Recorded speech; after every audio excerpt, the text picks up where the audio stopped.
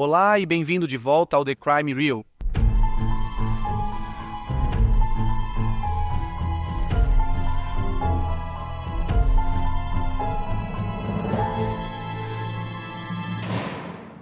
Para o vídeo de hoje, vamos falar sobre um serial killer do país de Gales que espalhou terror em comunidades galesas que são muito mais conhecidas por sua segurança. Praias, lagos e montanhas lindos. O caso de hoje analisa um criminoso que, devido à sua marca registrada de camisa e gravata pretas, ficou conhecido como o Homem de Preto. Para começar hoje, voltamos ao norte do país de Gales nos anos 1990. No final de setembro de 1995, a polícia foi chamada à casa de um ferroviário aposentado de 56 anos, Henry Roberts. Henry, que era um tanto solitário, morava em uma fazenda isolada em Cagaliog, na ilha de Anglesey. Seu corpo foi encontrado de bruços na entrada de sua casa. A autópsia revelou que Henry foi brutalmente esfaqueado até a morte com uma faca doméstica de cerca de 5 polegadas.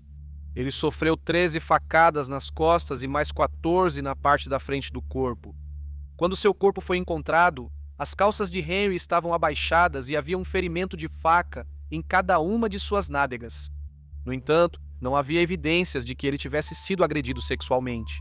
Uma equipe de cerca de 60 policiais e peritos forenses foi chamada para trabalhar no caso e examinar a cena. Foi realizada uma busca extensa na área, incluindo mergulhadores da polícia procurando no riacho perto da casa de Henry, mas a arma do crime não pôde ser encontrada. Não se sabia muito sobre Henry. Ele geralmente era reservado, possivelmente porque era homossexual em uma época em que havia muito pouca aceitação disso. Ele não tinha família na região. Então, a polícia não conseguiu determinar se algo havia sido levado da casa e um motivo claro para o assassinato não pôde ser estabelecido. No início de outubro, a polícia já havia traçado um panorama dos paradeiros de Henry nos dias que antecederam sua morte. Ele foi visto pela última vez na terça-feira, 26 de setembro, parado na porta de sua casa.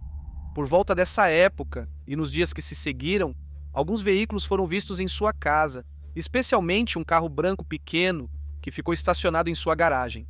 A polícia queria muito encontrar o dono do carro, e em 4 de outubro de 1995, um homem de 21 anos foi preso em Pontypridd, em conexão com o assassinato de Henry. Parece que o caso estava bem encaminhado para ser resolvido, mas após 71 horas sob custódia policial, o homem foi liberado sem acusação. A investigação continuou. No entanto, na época anterior ao circuito interno de televisão e com menos avanços tecnológicos na solução de crimes, o progresso era lento. Naquele novembro, houve outro assassinato. Na manhã de 30 de novembro de 1995, o corpo de Keith Randles, de 49 anos, foi encontrado no local de recapeamento de estrada em Anglesey, onde ele estava trabalhando. Ele também foi brutalmente esfaqueado até morrer. Keith, que era de Borton, em Chester, trabalhava sozinho como vigia noturno e estava morando em um trailer no local há cerca de 8 semanas. Ele era um pai divorciado e também avô. Foi constatado que Lisa, filha dele, falou com ele por telefone por volta das 21h na noite anterior ao achado do corpo. Ela disse que seu pai estava de bom humor e estava ansioso para voltar para casa no Natal. Keith contou que ia sair para comprar peixe com batatas fritas para o jantar. Um homem assim, Keith foi visto em uma loja de peixe com batatas fritas no Vale a 15 minutos de carro, entre 9h15 e 9h45, naquela noite. Keith morreu por múltiplos ferimentos de faca que media cerca de 20 centímetros de comprimento e 2,5 centímetros de largura. Era óbvio que houve uma luta violenta dentro do trailer. Estava em estado de desordem, com muito sangue no chão. A pessoa que encontrou o corpo de Keith puxou suas calças para preservar sua dignidade. Não havia evidências de agressão sexual. Foram feitas investigações de porta em porta em Llangefni e uma busca detalhada no local de trabalho. A polícia novamente identificou vários carros que queria localizar, incluindo um Ford Cortina azul escuro, um Escort XR 3i vermelho, uma van Ford Transit e um carro branco, que possivelmente era um Peugeot.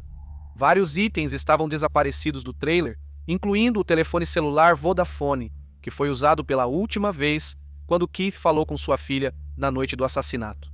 Um gravador de vídeo Mitsubishi, do qual a polícia tinha o modelo e o número de série, e um rádio Roberts.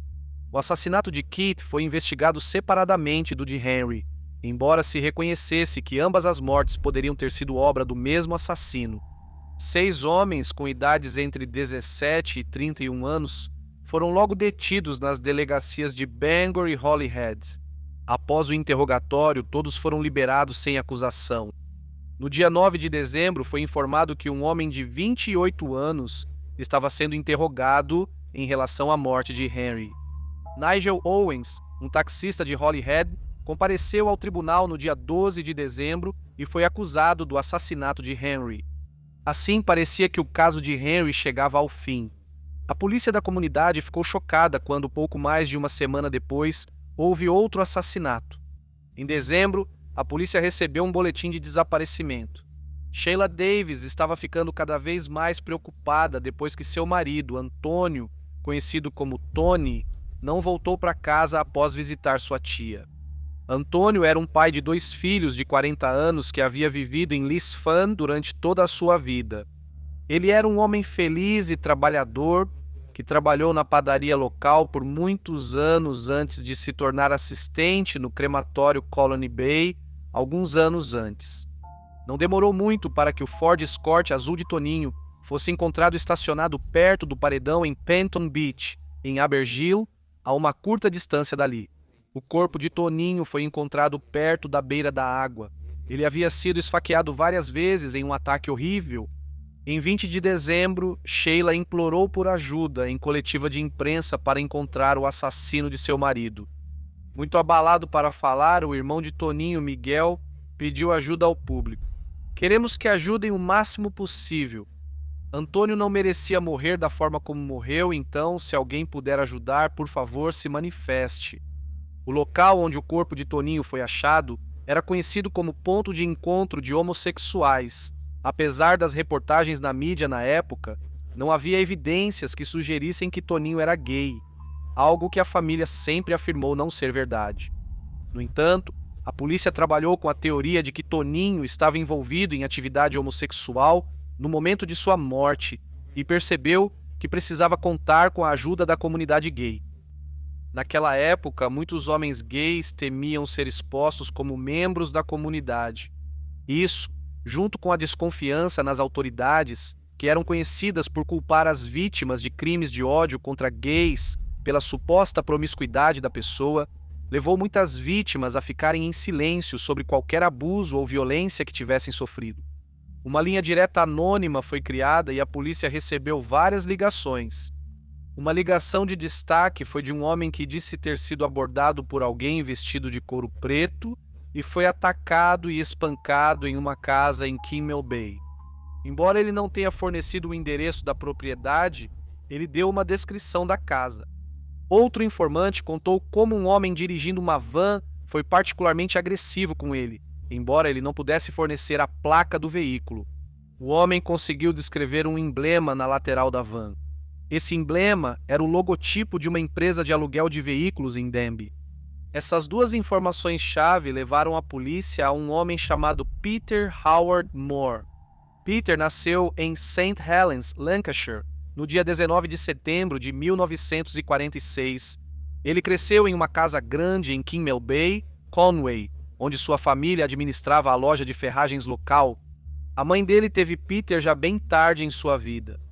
Ela não esperava ter um filho e ficou encantada quando finalmente engravidou de Peter. Ela mimou ele muito. Os dois tinham um relacionamento extremamente próximo e, aos olhos dela, ele não fazia nada de errado. Mas o relacionamento dele com o pai era bem diferente. Ele era um autoritário rígido, agressivo, dominador e frequentemente bêbado. Após a morte do pai em 1979, Pedro assumiu a loja de ferragens da família e era um membro conhecido e aparentemente querido da comunidade local. Diziam que ele estava sempre com um sorriso no rosto era muito educado e, em geral, um homem realmente simpático. Ele se apaixonou pelo cinema quando era um garoto. Quando pôde financeiramente, ele passou a comprar e reformar pequenos cinemas comunitários pela costa norte do país de Gales. Isso lhe proporcionou algum interesse limitado da imprensa, e ele gostava de se apresentar como o salvador do cinema em sua região. Em 1995, ele gerenciava 4 cinemas: Barguild, Holyhead, Kimmel Bay e Denbigh. Em seu papel como projecionista nos cinemas, ele precisava se vestir todo de preto. Pedro era gay, mas escondeu sua sexualidade da família por temer ofender a mãe, que adorava. Com o passar do tempo e após a morte do pai, ele teve mais liberdade e confiança para se relacionar com outros homens. Ele saía para encontros sexuais breves e anônimos. A mãe dele morreu em 1994, e depois disso, ele ficou um pouco menos reservado sobre sua sexualidade, com algumas pessoas começando a achar que ele poderia ser homossexual.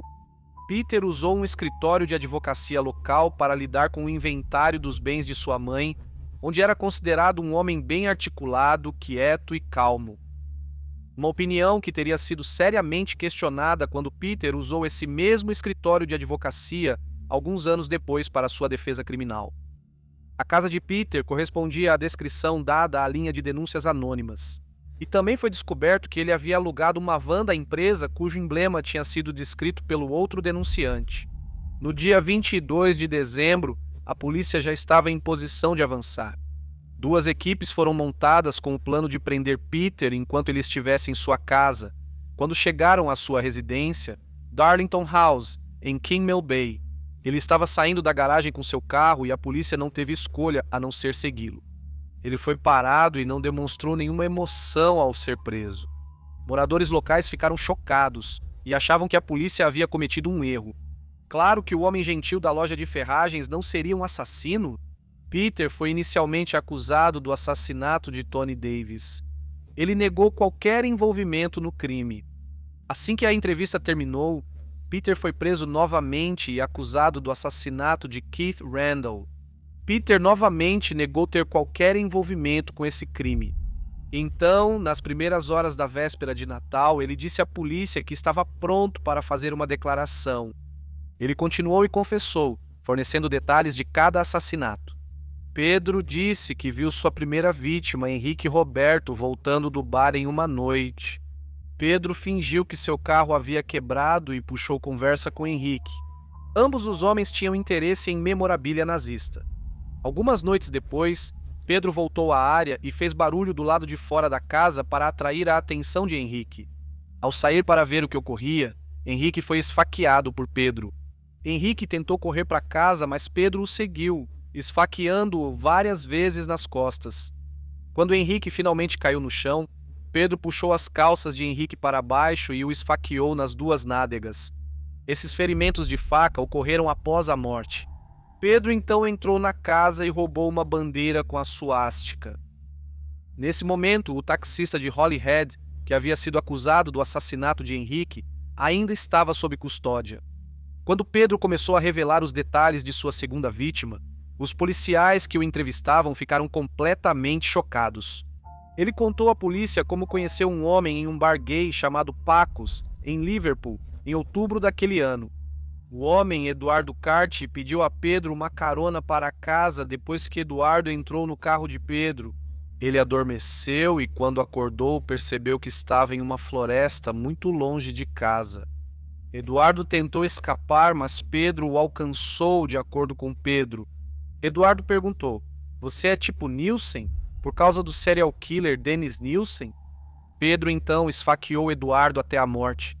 A polícia não tinha conhecimento desse assassinato até a confissão de Pedro. Pedro forneceu a eles um mapa claro detalhando onde ele havia deixado o corpo de Eduardo. Os restos de Eduardo, já em decomposição avançada, foram encontrados logo depois. Identificaram-no pelos registros dentários. 7 semanas depois de não ter voltado para casa após uma noite fora, a família de Eduardo recebeu a notícia devastadora de que ele havia sido assassinado. A terceira vítima, Keith Randalls, foi outro assassinato puramente oportunista.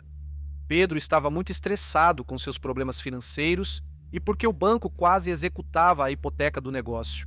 Pedro descobriu que matar pessoas era uma forma de aliviar o estresse para ele. Então, quando ele passou de carro pelo canteiro de obras e viu as luzes acesas no trailer de Keith, foi bater na porta da frente. Quando Keith atendeu, Pedro esfaqueou seu estômago. Seguiu-se uma luta violenta, durante a qual Keith foi esfaqueado várias vezes. Pedro continuou dando detalhes sobre sua última vítima. Em dezembro de 1995, ele saiu para dirigir quando encontrou Tony Davis. Após conversar rapidamente com Tony, Pedro sacou uma faca e o esfaqueou várias vezes. Tony revidou e Pedro também foi cortado com a faca.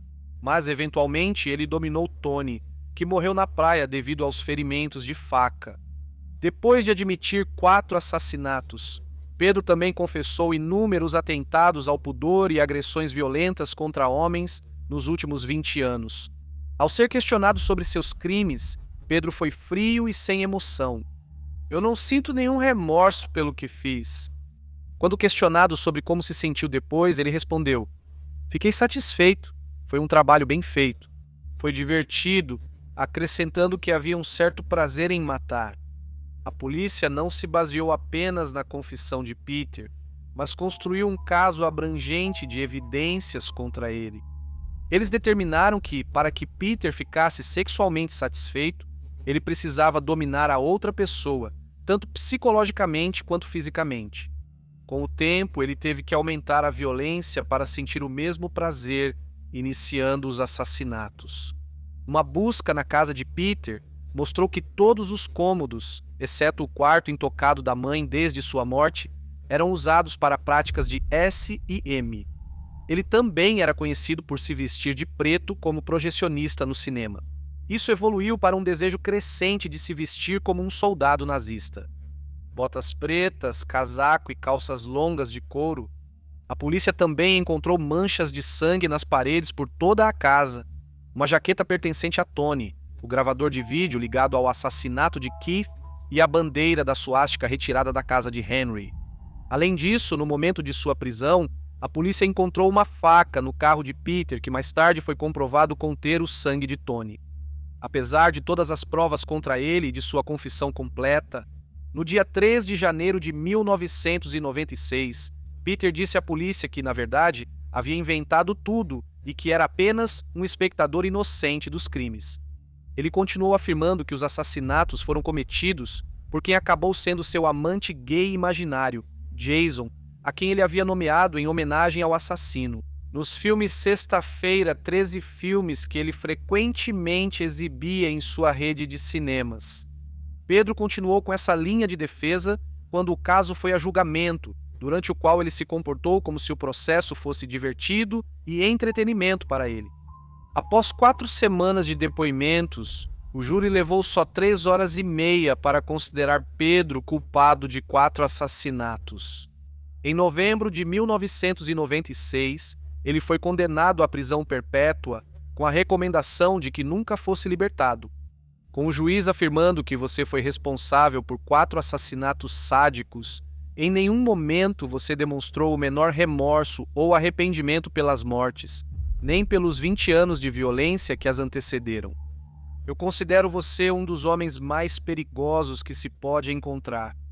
O advogado dele mais tarde lembraria de uma parte da confissão de Pedro que ficou especialmente marcada para ele, dizendo que ele nos contou como avistou um homem que queria matar, enquanto dirigia por Langefni, mas não conseguiu parar por causa do sistema de mão única. Quando ele voltou ao mesmo lugar, o homem já tinha ido embora. Me surpreende como alguém obedece a uma placa de mão única, mas não vê problema em cometer um assassinato.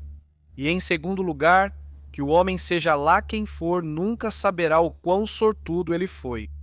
Em abril de 2000, Peter voltou ao tribunal para pedir indenização às pessoas responsáveis por sua casa e pertences. 2 de seus amigos, Lee Bradshaw e Pauline Pridurch, foram convidados a atuar como zeladores da propriedade e receberam permissão para vender alguns dos itens. Mas Peter já tinha dado uma lista do que queria manter. Peter descobriu que o casal havia levado tudo da casa e também havia depenado o imóvel, inclusive arrancando pias e pisos de madeira. Ele recebeu uma indenização de quase 13 mil libras pelos prejuízos com a perda de bens que iam desde móveis antigos e pôsteres de cinema até gnomos de jardim e latas de comida.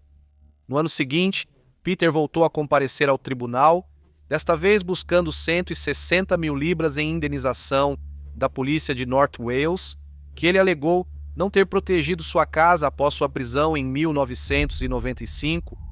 Dessa vez, o caso foi arquivado com base no fato de que ele não tinha chance real de vencer um julgamento em 2011. Ele contestou o fato de estar sujeito a uma sentença de prisão perpétua na Corte Europeia de Direitos Humanos, devido a esse tipo de sentença ser proibido em toda a Europa. No início do ano seguinte, foi anunciado que esse recurso havia sido negado.